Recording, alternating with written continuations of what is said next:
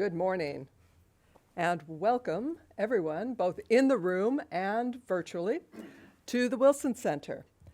Congress established the center as a living memorial to Woodrow Wilson, our former president, and that means we are congressionally chartered, scholarship-driven, and fiercely nonpartisan. The Global Europe program is partnering today with Wilson's Polar Institute for a discussion of the critical challenges facing our latest NATO ally, Finland. That's why we are so pleased that Finland's Minister for European Affairs and Ownership Steering, Anders Adlercreutz, could join us today. Minister Adlercreutz is responsible for issues related to the European Union, and we're looking forward to his insight on Finland's priorities within the EU, particularly the question of support for Ukraine and its European future.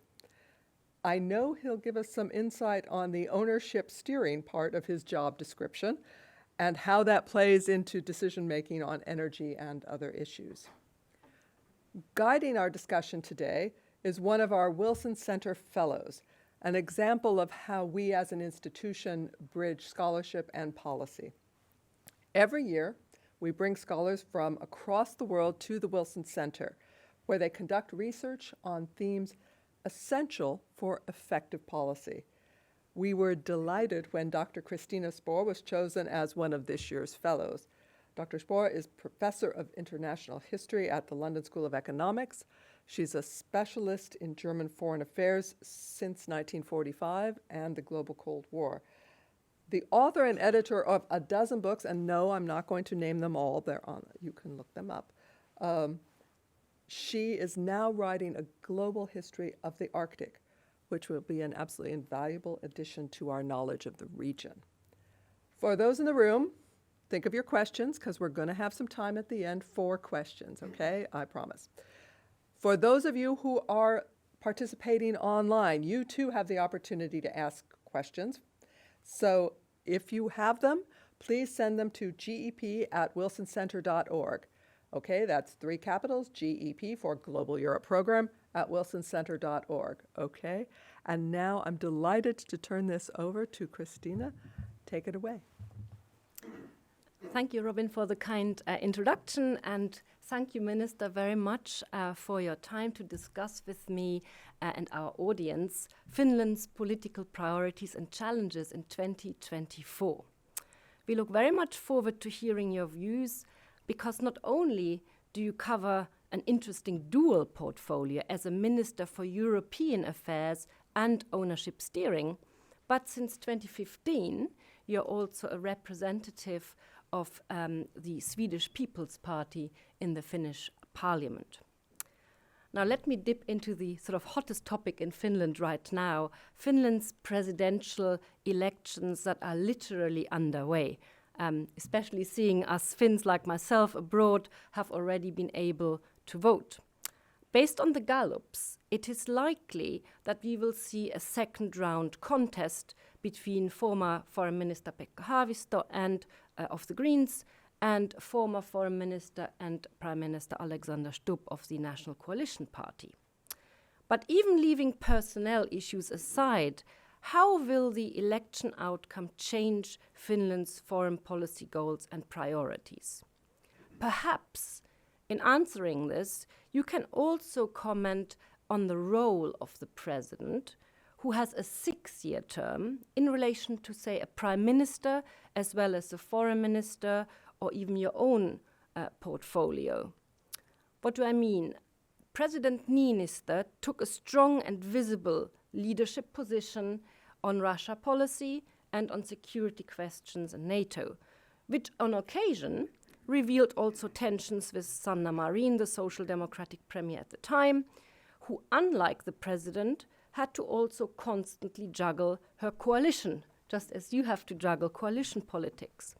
So in his most recent interview in Tampere, he in turn mused over the solid relations he, as president, had built in and for Finland over the past 12 years, especially with the United States, but also China. We know, of course, the Russia relationship is broken because of the war. So what are we to expect of his successor? What do you expect of a new president, and what might be the long view they may take as they naturally outlive any parliament?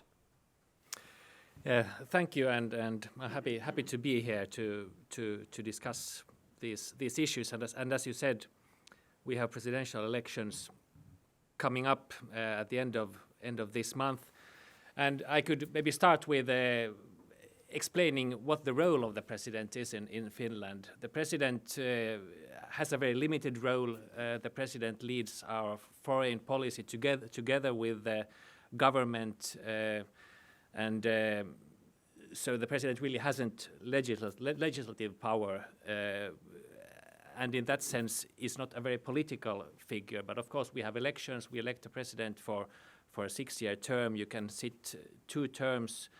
That's the maximum, and President Niinistö now has done exactly that. So that's why we will have a new president.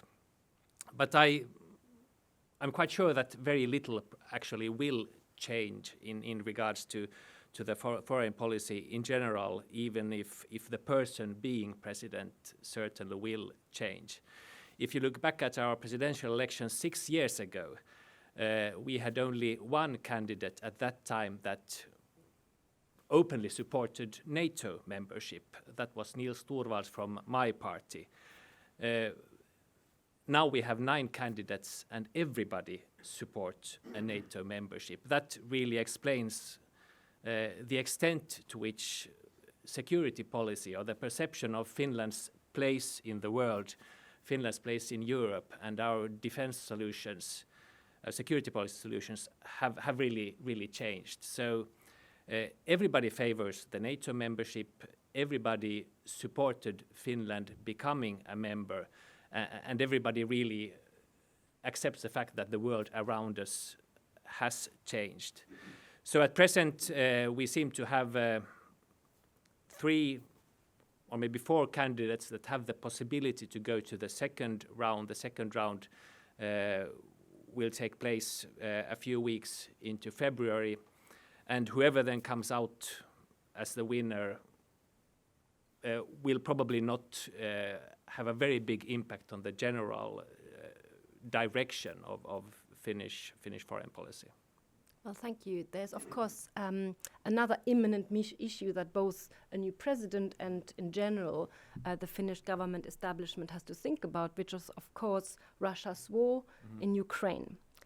And the new center-right coalition government that took over last summer under Petteri Orpo, and which includes your party, has maintained the country's high levels of Finnish support on defense. And let me just be sort of direct in what that means. It means in terms of material support with regard to defense equipment, to date 1.6 billion euro, and also humanitarian assistance of 576 million euro, and also about 18 million towards civilian assistance mechanisms.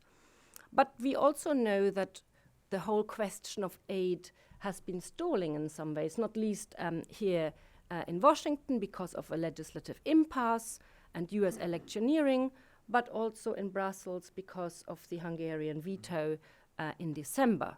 So how do you see Helsinki continuing support in Ukraine? And perhaps you can also say a little bit how Finland is coordinating with EU partners, not just in Northern Europe and the Baltic region, but perhaps also with regard to Germany, maybe even France. Perhaps you can tell us a little bit how it works also inside the EU beyond sort of Finland's bilateral input.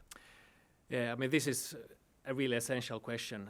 As to the future of Europe, I think, I mean, I'm personally and Finland in general, our government is really concerned about the recent discussions in Europe, to some extent also in the US, as to the aid perspective.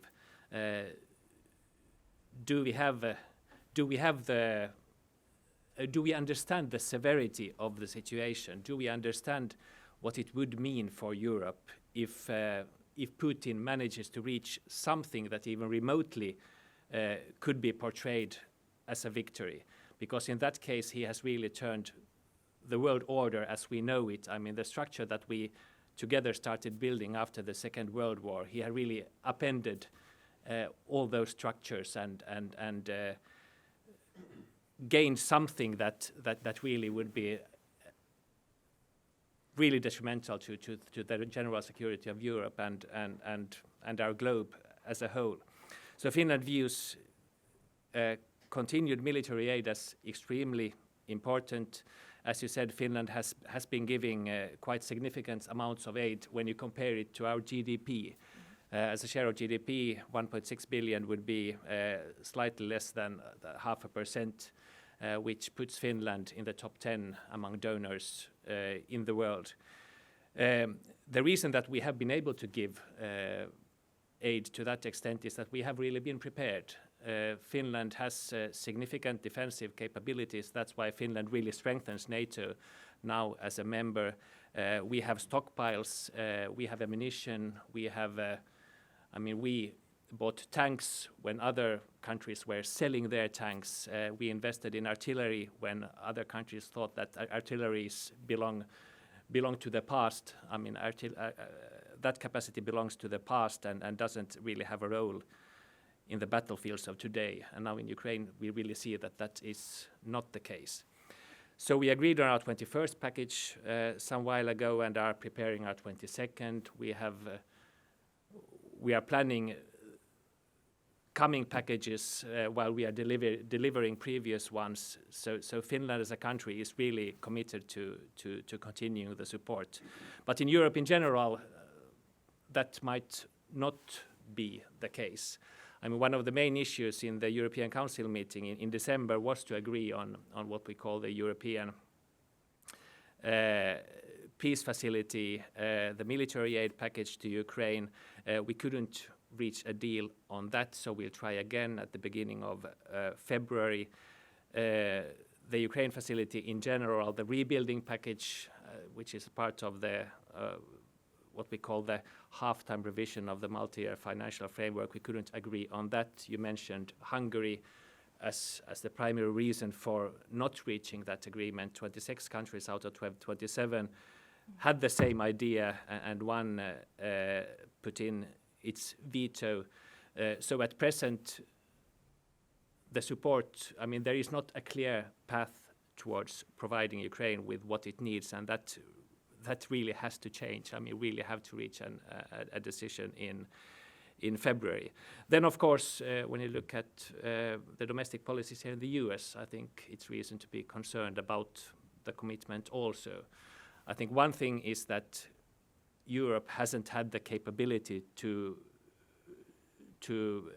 provide. We have not had the industrial capacity to provide Ukraine with as much as it would have needed. The United States has that capacity, and we have maybe been over-reliant on the US as a provider of aid, but even so, it's clear that we need the Europe to step up, and we need the US to be in the game also from here on. Perhaps in sort of historical perspective, you highlighted how important the support of Ukraine is in view of what it means for world order, for the European order. Yes. You spoke about the order built after 1945. I'm also thinking about the principles and values underwritten in the Helsinki Final Act and then reinforced in the Charter of Paris of 1990, where incidentally Russia, of course, is a signatory itself when it comes to questions such as inviolability of borders, territorial integrity, freedom of choice of alliance, and so forth. So maybe just for the American audience, once more, you want to sort of highlight how significant in some ways is that post-war transatlantic relationship, the Euro-Atlantic community at large, also institutionally expressed through American-EU relations as an organization, the EU, but as a community in more general terms of values and what those people stand for. What is at stake if things go badly in Ukraine? And you alluded to what that means in terms of a Putin victory. It's a question about the general rule-based law order surviving, whether organizations as the UN can somehow steer the development of peace and prosperity in the world, or whether states can act totally on their own, denying their previous commitments, breaking with the treaties they have signed, as Russia is doing at present. And for a small country like Finland, this is really an existential question. We have to be able to rely on the treaties that we have signed, and we have to rely on the others to really stick to them. We have a 1,344 kilometer long border with Russia. That's like roughly 835 miles. So we are in that sense also in a fairly vulnerable situation, and if we can't rely on everybody sticking to agreements, then a lot of things become uncertain.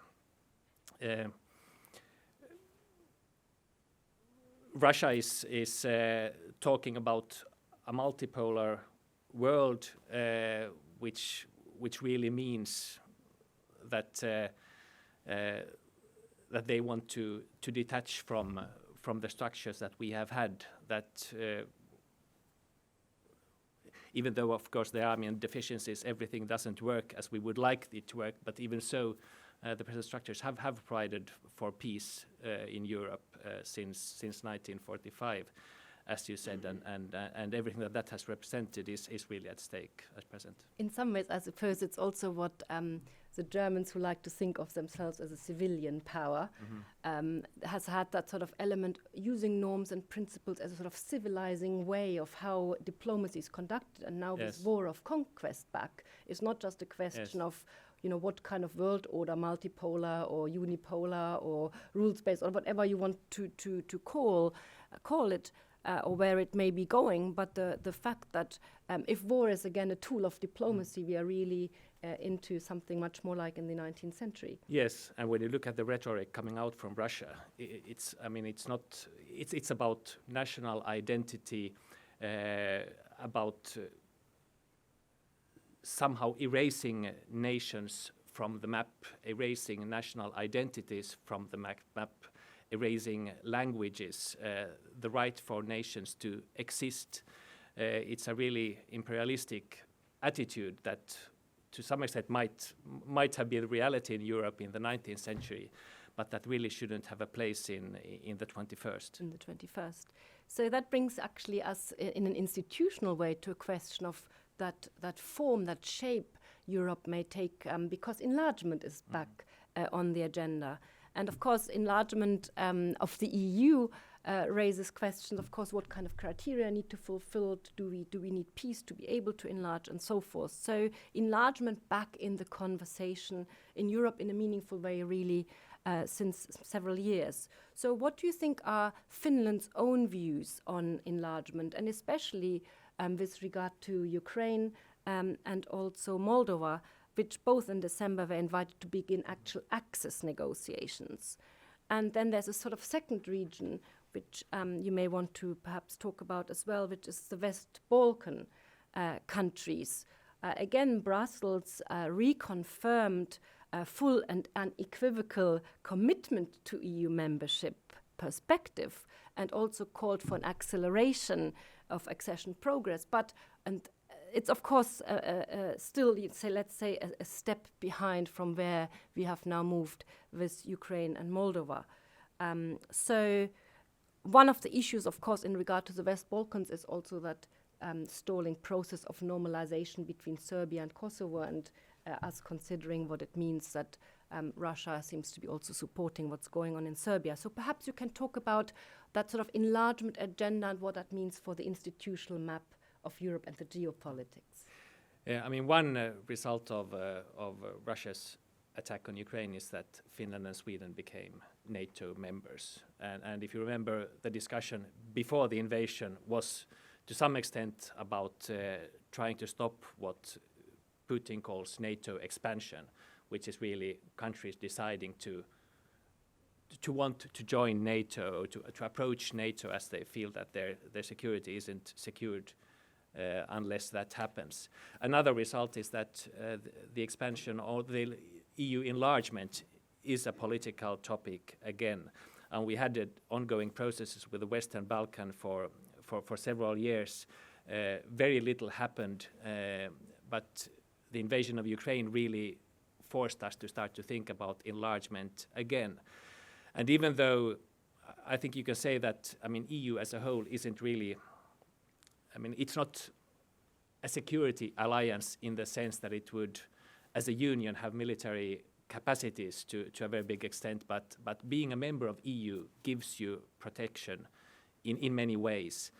And presently we see that the countries that lie in the gray zone between the EU and Russia, they are constantly being poked, they are being harassed, they are being under hybrid or real attacks. Russia is occupying parts of Georgia, Abkhazia and South Ossetia. Russia has occupied parts of Moldova. Russia has invaded Ukraine. Russia disturbs on all kinds of levels in the Western Balkans, whether it's Kosovo or Albania, Serbia, or through the Republika Srpska in Bosnia-Herzegovina, among other things. So Russia has realized that if it keeps on poking in these areas, it might hinder EU enlargement, and of course we can't let that happen. Because of Russia's actions, EU really has to enlarge for security reasons to create stability in Europe, and that's really the process that now has been put in motion. And I really hope that we now can be more effective than we have been during the past years. And the step that we took in December in the European Council was only the first one. There's lots of steps to go before we reach our goal. But I think there's a huge, there's really a shared idea among the at least 26 or 27 nations that enlargement has to proceed, and that it's not only needed to expand the single market, like for economical reasons, to strengthen EU in that way, but it's also needed to create security and stability in Europe. I think in some ways you said something very important in the beginning of your answer, in that it is also the free choice of countries wanting to join clubs. And the EU, of course, is an interesting club because it's not merely intergovernmental like NATO for a particular purpose, but it's actually supranational. And so you have to fulfill certain criteria. But it's also perhaps now another moment where we return to some of these ideas that were there at the end of the Cold War, which was a sort of reunification of Europe, bringing together the countries that believe into the same kind of ideals beyond the practical side of, for example, an enlarged market. But of course, it also raises questions to some of the disillusionment that we have been dealing with already for a while, with countries that had joined as part of the Eastern enlargement since the late 1990s, early 2000s. And of course, one problem case in that sense is Hungary. And that leads us to this question also of internal EU decision-making. So if you think about enlargement question, Russia's ongoing war in Ukraine, and also the issue of EU funding for Ukraine, there is that problem inside the EU, namely Hungary, which on top of it all, we should mention that from the summer will take on the presidency of the EU. So let me elaborate for the US audience where I want to get to. So in December, Orban vetoed the 50 million euro EU fund to provide Ukraine with macro-financial assistance. And you sort of told us this is this facility that's meant to come on stream for the period 2024 to 2027. And since then, there has been a cross-party coalition of 120 MEPs, members of the European Parliament, out of 705, and incidentally led by a Finnish representative, Pertti Sarvamaa, and they have demanded that Hungary be stripped of its voting rights over the country's democratic backsliding and Viktor Orban's unacceptable use of veto power. So we should see this sort of in the context that Hungary has, under the European Parliament's first chapter of Article 7, since 2018, been already sort of on the watch, because the first stage that was applied by the Parliament pointed out a clear risk of a serious breach of the core principles and forces the country to regular hearings. And there was another government that fell under this chapter, which was Poland. And in some ways, for that reason, Budapest was remained to in this first stage of how it was looked at without any further major repercussions, irrespective of what Orban kept doing. And that also related to energy policy. But now the MEPs want to trigger a second step of said Article 7. And that would mean that EU leaders, by unanimity, can determine the existence of a serious and persistent violation of fundamental values. And taking that step, the MEPs say, would be the only way to protect the value of the European Union, the values, and to ensure the functioning of the decision-making processes. And I suppose one might add that the whole Ukraine policy is also held hostage by Hungary. So how do you, as a Minister for European Affairs, see these efforts by the MEPs? Could a possible suspension of Hungary's voting rights solve the problems the EU is facing with regards to Ukraine and enlargement? How do you think this affects now Hungary's upcoming presidency?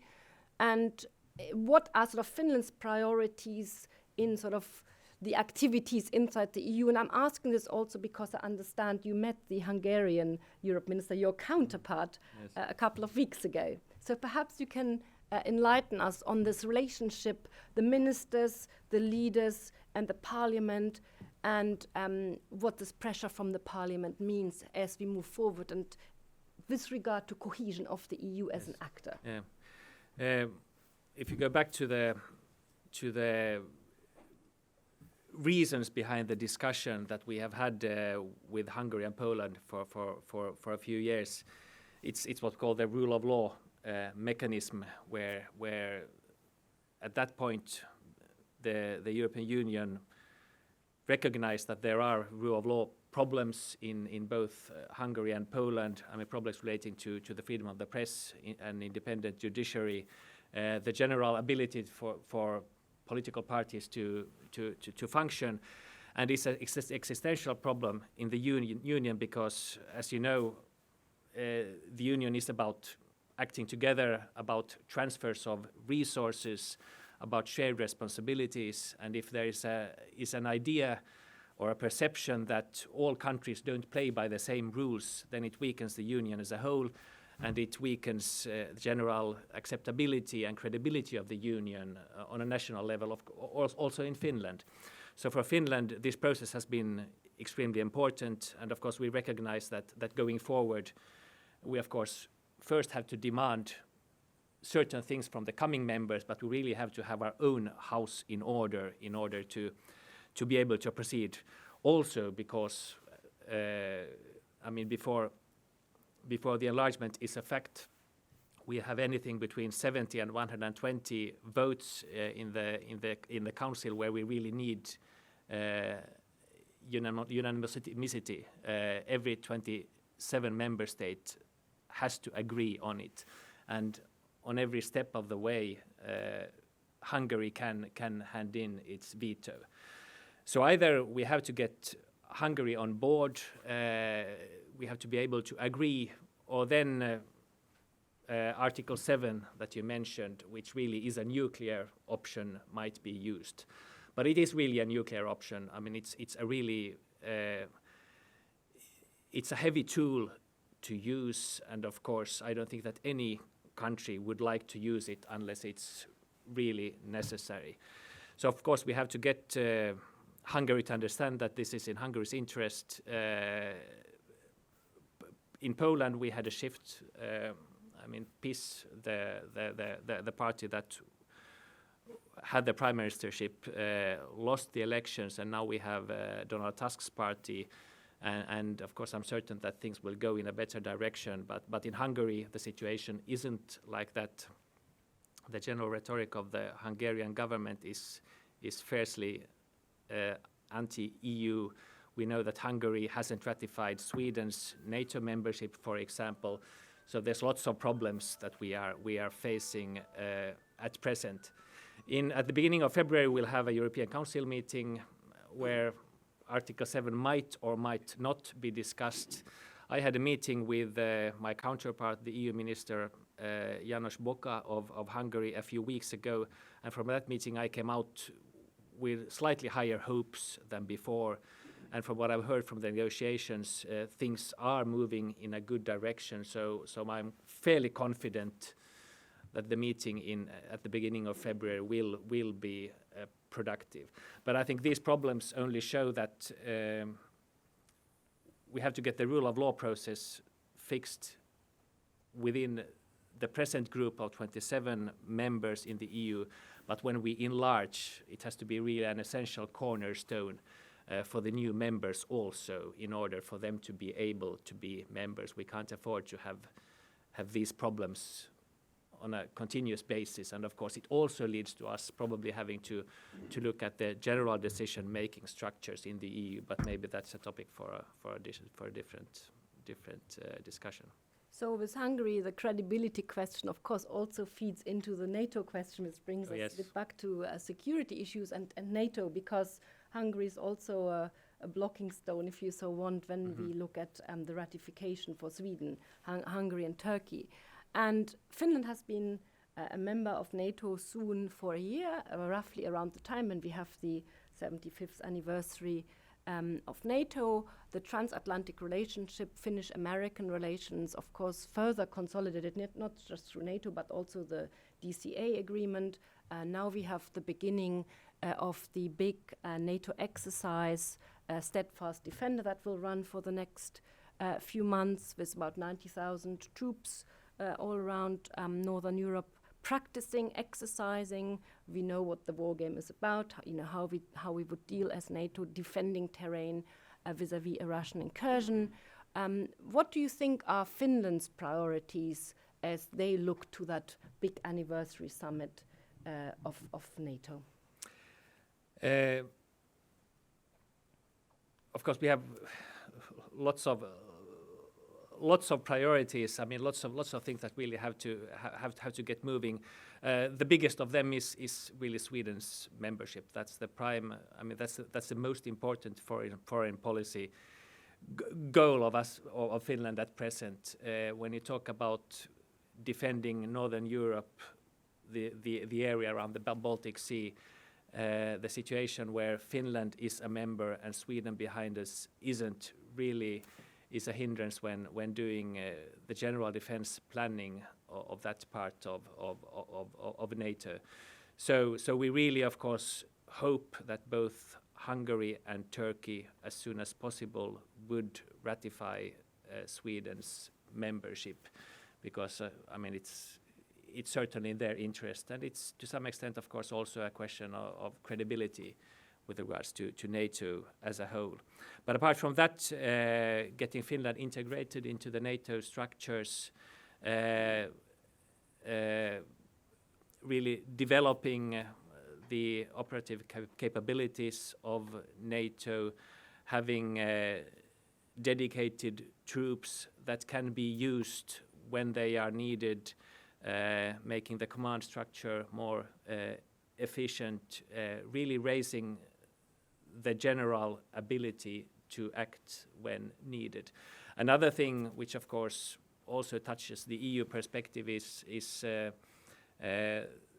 general defense industry capacities, how we develop our defense industries in Europe, how we strengthen the single market for defense procurements, which really hasn't been the strong suit of the EU either until now. So I mean, we have NATO issues that we have to take care of, but of course EU here also has a role to play. Then of course, I mean, personally I would really hope that Ukraine also could be a part of this Washington summit. I think that would also send a needed signal to the world. In some ways, I guess once Sweden joins, there's that sort of Nordic bloc that's also strong within the EU when we think about Nordic defense, let's say, or let's talk about the northeastern flank of Europe, because in some ways Norway, Sweden, Finland and the Baltic states is sort of an area where the Arctic and the Baltic are connected. It forms that north-eastern flank, and that ties us, of course, to another issue where EU's common foreign and security policy and NATO defense security come into play, which is something that Finland has had to deal with in the last few months, that hybrid warfare by Russia on the border. So I would like to bring us to this issue of border closure, because, of course, for the American audience, that's also of interest for completely different reasons. It's not comparable, but questions of borders and border closure. Really, we know that Russia systematically, evidently funneled people from Afghanistan, from the Middle East, from Yemen and so forth, Horn of Africa, to the borders of Russia, and then sort of tried to push them across as more or less political asylum seekers without taking them back. How do you see this hybrid warfare evolving? And I'm asking that not just in regard to sort of bilateral Finno-Russian relations, but also as a question in the EU context, because obviously we had already pressure in Lithuania and Poland before, also from Belarus, and Estonia is worried. So in terms of that Schengen area being protected towards something that's being pressed from the outside by a much bigger actor that we know has been aggressive in terms of war of conquest in southeastern Europe. Where do you see this going, and how do you think Finland will resolve that conundrum, which is very unpleasant? Yes, well, I think it's essential that we act decisively when we notice hybrid actions of this kind. I think it's important to realize that this is not really a migration issue. This is hybrid actions from Russia, essentially, state actors that are funneling people, transporting them towards the border. The Russian border guards are really behaving totally differently now compared to what they used to. They are not requiring people to have papers in order to cross their part of the border. They are stopping people from returning, threatening them with, according to some reports, being sent to Ukraine, for example. So Russia here is really a very cynical player, using these people that are in a dire situation for different reasons as pawns in order to pressure Finland and through Finland, Europe. So evidently, Russia has seen that these actions create discussion, some anxiety, and of course, as politicians or as a nation, Finland, of course, our response is to somehow act as rationally and calmly as possible, as we have done. We had an incident. I mean, we had a temporary closure of 2 weeks in November that expired at the beginning of December. When that time came to an end, we opened up some border controls. Immediately, the traffic from Russia was directed towards those border controls. So we closed them again for a month, and now a week ago we extended that for another month. And of course, we hope that Russia would see that there is that they don't gain anything by continuing what they are doing, and we'll see where we are in a few weeks, where this 1 month closure will end. This is, as you said, something that Russia did towards Poland and the Baltic states a few years ago, and now we are here back at the same spot with Finland. And I mean, we are really happy with the support that we have gotten from the EU, but I mean, this is a problem that we are facing, and the solutions aren't really there yet. The keys are really with Russia. I mean, they have to realize somehow that this isn't a game worth playing from their side. In the EU, are you discussing that more with the neighbors who are affected, or is that a discussion that's conducted EU-wide, by which I mean, do the Portuguese engage with questions like that? I'm just interested in how this sort of functions. Yes, I mean, this is really an EU-wide discussion. I mean, in the meetings where I have been on an EU level, we have been discussing these problems, and of course, where the Prime Minister has been, the same discussions have been on the table. So I think the EU as a whole recognizes that this is hybrid actions, not only directed towards Finland, but against EU as a whole. talking about hybrid actions and non-linear warfare, while the audience may start thinking about questions they might have, let me turn to, in part, your other portfolio that you carry, this ownership steering and companies. Two issues. One that ties in with security, with these incidents of the Baltic Connector pipeline and the data cable sabotage in the fall, which also involved China. And that, of course, raises a whole question of, Chinese companies, the new shipping line. This is EU infrastructure, but it's also a question for NATO because Estonia and Finland were involved, also Sweden. So this is obviously a criminal investigation conducted by the police, but at the same time there was discussion that the Chinese government and the Finnish government would be discussing what had been going on. Is there anything new you could tell us about these different levels of what's being discussed at EU level, perhaps what's discussed more within NATO, and then bilaterally between the governments, all the while this is obviously a criminal investigation underway? Yeah. Well, this Baltic Connector, which is one of the pieces of critical infrastructure that was harmed, is an EU project, or there is EU funding. So in that sense, of course, it's EU infrastructure also. Now, as to what caused the damage, we are investigating it, and there's not really much we can say at present. The ship that where there's a suspicion of one ship being involved, and Finnish and Estonian authorities have been inspecting that ship, but as of today, there's not really much more we can say about that. One thing is, of course, that this was, damage to a gas pipeline, but both Finland and Estonia they were both prepared for these kinds of incidents, so it didn't really cause harm in that sense. But of course, if it was intentional, then of course it raises concerns. Because obviously it draws into the Baltic Sea area actors, one that's already there, Russia, and then China, and the fact that ship involved that lost the anchor in the process was, of course, on the northern sea route, went all the way back to China, and it raised questions also, what were they transporting on that route, what did they do in terms of stopping in Kaliningrad, which all of it also raises questions on energy policy at large. You already highlight that although this damage was done, and it's annoying, it's costly, and of course it takes concentration away from other bigger issues, because then you have to focus on this investigation.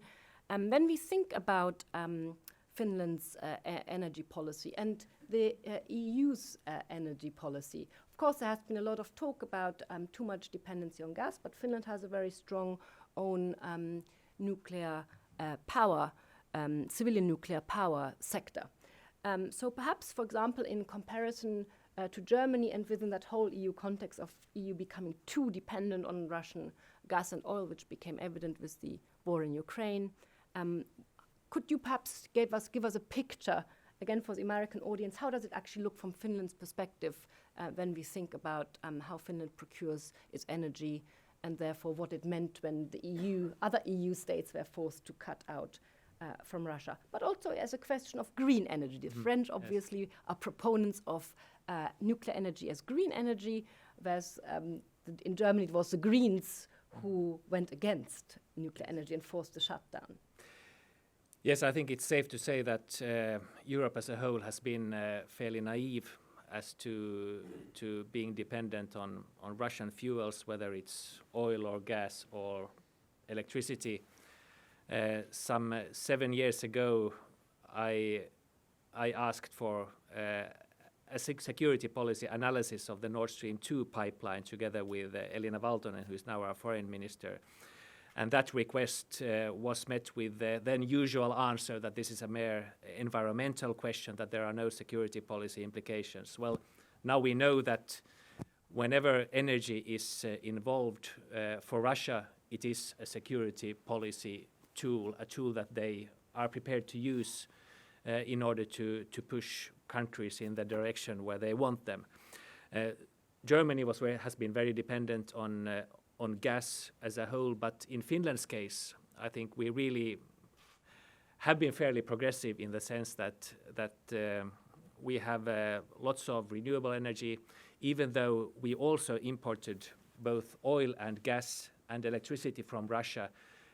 We were able to cut that dependency immediately after the war started. You mentioned my other portfolio, that ownership steering. One of the companies that I'm responsible of is Neste, who is a world leader in renewable fuels. They imported oil from Russia, but they cut it off immediately after the war started and managed to replace it with Western oil. And that's just an example of how Finland as a whole reacted. We were prepared for that move, and we managed to cut our dependency with, fairly easily, actually. And the fact that Finland had really done lots of investments in green electricity production, whether it's wind or hydro or nuclear power, we really, as of today, have the second cheapest electricity in Europe, and it's pretty much a result of market-based investments that the companies have made. Any given day, the part of our energy mix or our electricity mix that is fossil-based is counted in the single digits. And last March, Olkiluoto 3, a nuclear plant that had been being built for almost 2 decades, was inaugurated. So as of today, some 40% of our electricity is nuclear-based. In 2,400 megawatts of wind power was introduced into the grid. So we really have a fairly healthy mix of both renewable sources and clean sources, such as nuclear power.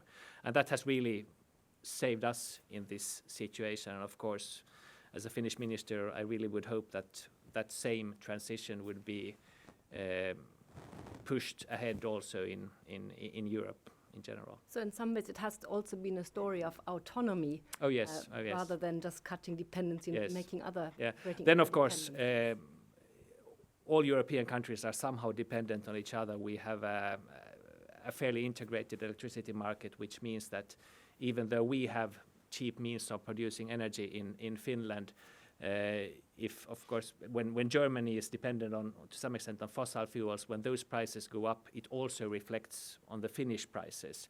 So in that sense, even though we have taken care of our energy production mix, we are not safe as we are buying from a fairly integrated common energy market. Thank you very much, Minister. Now I would like to open the floor to you if you have any questions. Yes, the gentleman here. And then here, and then here. Minister, thank you very much for your presentation. I'm particularly interested in Finland's role in the Arctic and in the growing presence of China. China was interested in investing in Finland, and it seems to have kind of run into some rocky areas. How is the Finnish government looking at China and its investment and involvement in the Arctic now? Of course, Finland has trade relations with China, and we are not cutting those off. But of course, Europe as a whole should be wary of becoming too independent. And that's why Europe as a whole has been emphasizing strategic autonomy, trying to locate dependencies that might turn into problems and then react accordingly. Of course, we have Chinese companies in Finland too. Finland is Europe as a whole is a place where investments are welcome, but at the same time, whether it's rare minerals or anything else that is deemed to be strategic, we of course have to take care of our own house and see that we have own production, are not overly dependent on external actors. This gentleman and then the ladies here. And then Wonderful. Hi, Minister. It's very nice to hear from you. The question I have is, with regards to the rise of artificial intelligence tools like ChatGPT and now even more advanced forms, what steps is the European Union or perhaps Finland itself taking to perhaps integrate these tools into policy making, writing rules and regulations, and also in terms of national security to defend against potential attacks, for example, cyber attacks from actors that are not conducive to Finland through these type of technologies. And I'd love to hear more about the Finnish perspective on these tools that are now being developed. On a European level, we reached an agreement on the Artificial Intelligence Act, and that's now being put into effect in the coming years. In that we have, the approach has been to define different levels of risk, which of course isn't an easy way always. You can say, is it more risky to implement AI in medicine, or might it be even more risky to have a talking doll that might talk to your kids? I think both contain risks in a way, but on a different level. As to decision making,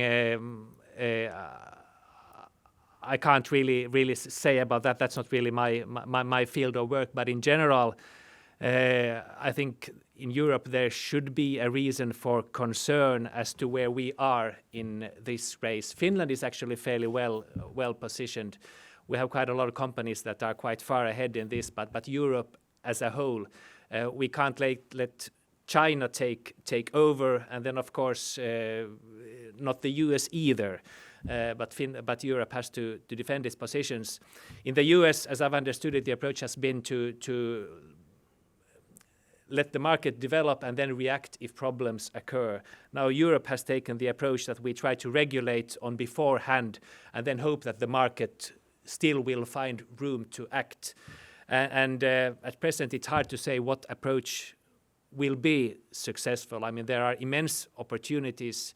I think it's clear for everybody here that this is a market that will explode, but there are clear reasons to be concerned. And as a politician, you don't want to hinder the development, but you want to be aware of the risk and try to mitigate them. If I may use my prerogative, might you say something about the 5G network and Finland's involvement with that, because that's obviously at the forefront of technology? Yes, Finland has historically been a leader in cellular communication in general, and Nokia is one of the global providers of 5G networks. And here, of course, security also is an important factor. We have two big European actors, Nokia and Ericsson, and then you have a lot of Chinese actors. And I think you can see that when you build critical infrastructure, and cellular communications is certainly in our world today critical infrastructure. I think you should be careful with how whether you might build vulnerabilities into that grid when procuring. Thank you. The lady. Thank you very much, Minister Adlercreutz. My name is Ulla Henttänen. I'm a visiting Fulbright scholar currently at George Washington University from University of Tampere.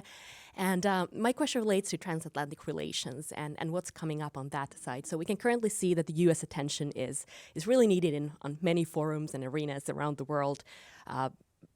Increased focus on China. We have war not only in Ukraine but also in Gaza. And what can and should the European Union as well as Finland do to kind of guarantee or encourage U.S. commitment to its European allies and European security, especially looking at the upcoming U.S. presidential election and candidate Trump having expressed concern over allies not really pulling their own weight? That's a really important question, and it's really a main concern of Finland in general. What lies ahead of us? And I think when you look at Ukraine again, I mentioned earlier that I don't think there is an understanding of what it would mean if Putin has its way in Ukraine, what it will mean for everybody. So any investment that we can make today, and actually, we are not investing our lives. We are investing merely resources, ammunition, weapons, training, and so on. Those are really easy decisions to make. The Ukrainians are doing the hard work. They are dying. They are fighting. They are having their schools and houses, their buildings, their futures destroyed. And if we in that situation can't get our act together and provide them with money, ammunition, things that we don't really need today, then we are not doing our job. So I really hope that we as politicians could agree on what our strategic goal is, and that is to save the rule-based world order as we have today, because that's our best guarantee for peace and stability. And when we can agree on that, then think about what is needed to secure that. What does Ukraine need to win? And then provide today what they might need in a year, not the other way around. Provide today what they needed a year ago, because otherwise things will not go as we want them to go. Right, you have 3 more questions and about 6 minutes. So this lady, and this gentleman. Thank you, Huge. And to follow up on that exact excellent exchange, so along with the rules-based order, shifts or challenges to the rules-based order, and mentioning in the context of ammo, weapons, training as part of a response. And as we know, in Crimea, it was actually hybrid war mostly, and followed by a kinetic war. And I don't expect the same in the Arctic at all, given the combination of Russia and China's interest in commerce and trade. But there has been mention of the hybrid impacts that Russia is engaged in. And when one puts together the, dare I call it, forgive me, all due respect, diminished, not so strong response coming out of the U.S. initially, and not sure where it is now, with respect to Ukraine kinetic. NATO is moving forward with hybrid approaches, as is, I understand, the EU. Not certain the U.S. is quite as much on board, although there is discussion both within defense and state, as we know. So how do you look at this dynamic? It would seem to me that it's actually the High North and Finland in particular, thank you, for moving forward on what is a maybe a post-ammo world, in terms of cyber, et cetera, and other modes. Thank you. Well, I mean, we have... on one hand, we have, really brutal 19th century warfare in Ukraine, where immense amounts of ammunition is used daily. And then we had like hybrid and cyber attacks.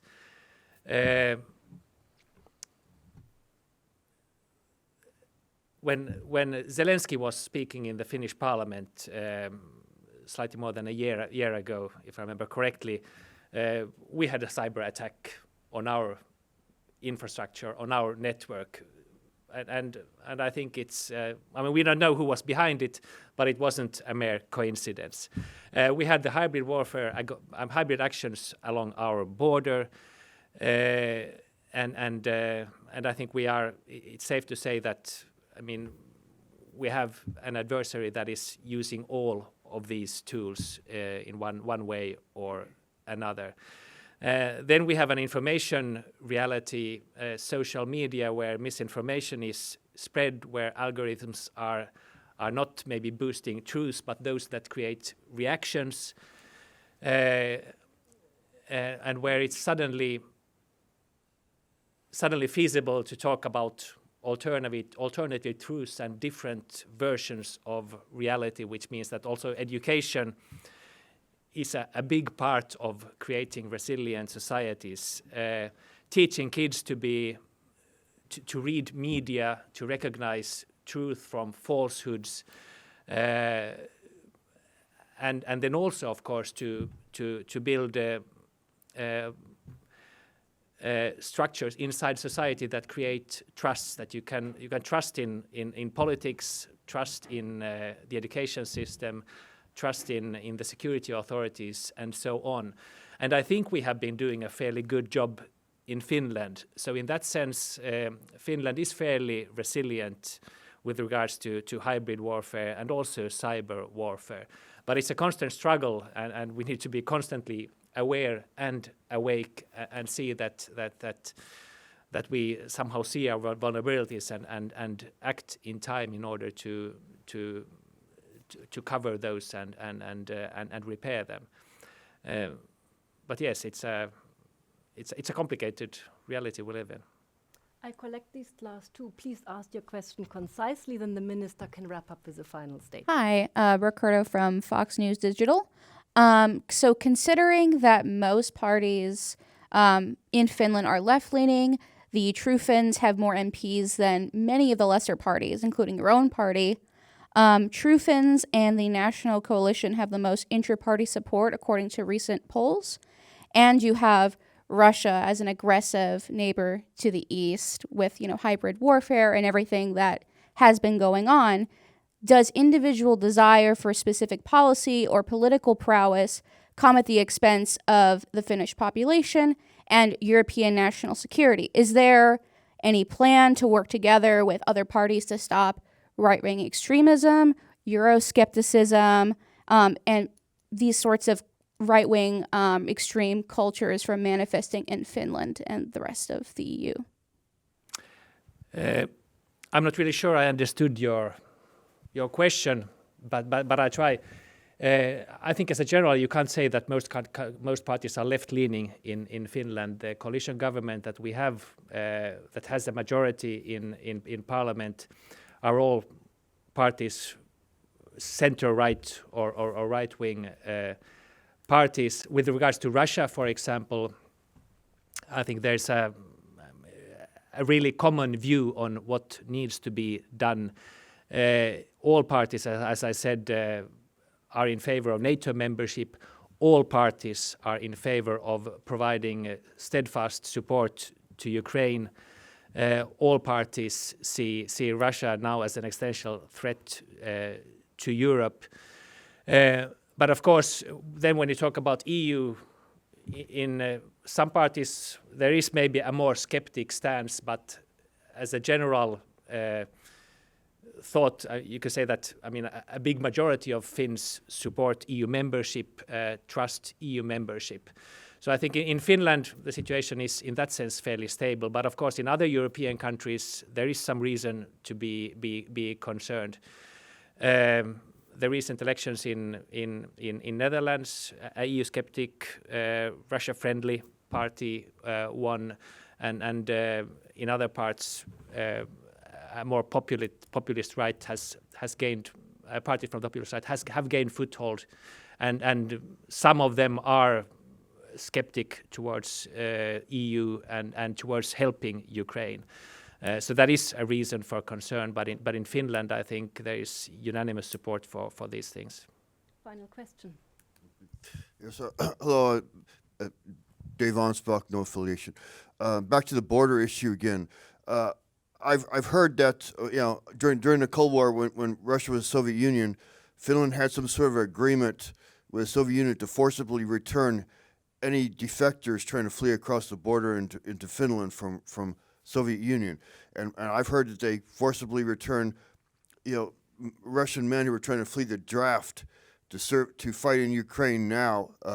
So my question is, if there were Russians who were trying to seek political asylum in Finland, would you turn them back, or would you grant them political asylum, including, people, fleeing conscription in Ukraine, or LGBT persons, or other dissidents, and they wanted to cross the border into Finland, would they be granted asylum, or would you turn them back into Russia? Thank you.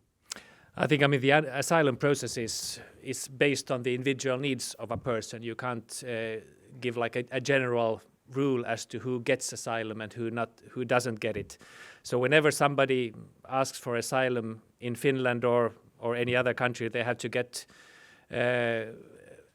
a hearing. Their case has to be studied and then evaluated, and then of course some get and some don't. So as a general rule, I can't give you an answer, but anybody that applies for asylum, of course, can present his or her case and will receive a decision.